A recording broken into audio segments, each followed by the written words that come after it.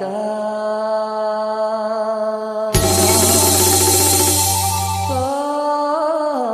រិកាកែវអើយរិកាកែវកោយកំចង់លេងសើជាមួយប្រុសខ្ញុំរិកាកែវកោយកំចង់លេងសើ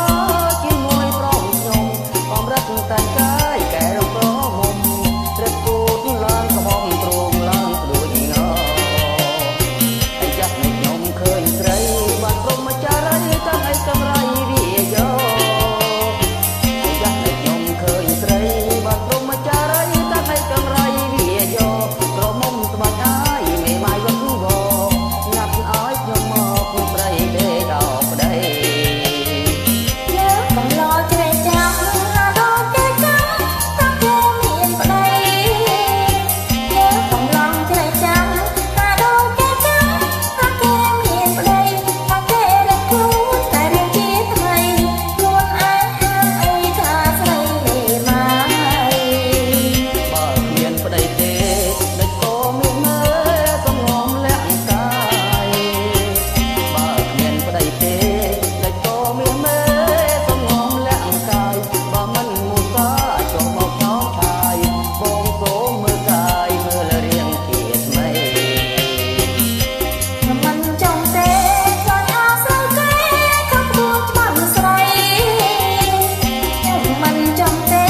ខ្លាចអាស្រ័យគេខំខ្លួនច្បាប់ស្រីឲ្យអត់បានផ្ដាច់មិនអាចចង់ដីសូមប្រងមើលវ័យស្អែកសឹងជួបគ្នាម៉ែអូនទៅបាត់អាត្រៀតយប់ណាត់កាត់កូននឹងព្រាម៉ែអូនទៅបាត់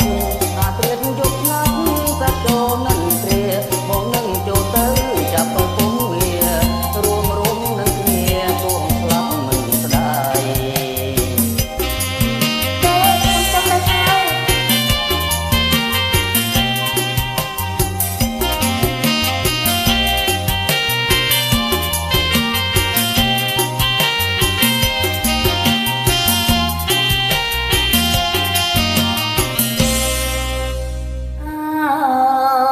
នាងប្រនាងប្របងអើយរូបអូនជាស្រីនៅព្រមចារីទាំងចិត្តទាំងកាយរូបអូនជាស្រីនៅព្រមចារីទាំងចិត្តទាំងកាយពិតថាប្រពន្ធក្លំក្រអបសាយដោយចេញមុនថ្លៃស្រពាទុំដាវជឿហើយជីវ៉ា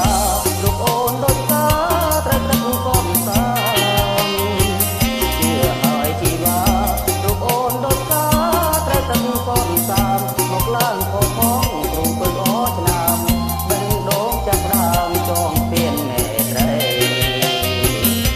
ចង់ស្ពានមានក្បួនក្រមុំឡើងខ្លួនដោយចិត្តមេត្រីចង់ស្ពានមានក្បួនក្រមុំឡើងខ្លួនដោយចិត្តមេត្រីបើគ្មានក្បួនទេក៏មកបែកដៃទួស្លាំក្នុងដីក៏មិនប្រងដែរបងលលេងផងដូចកូននោះល្អងងបែកបែកបងលលេងផងដូចកូននោះល្អ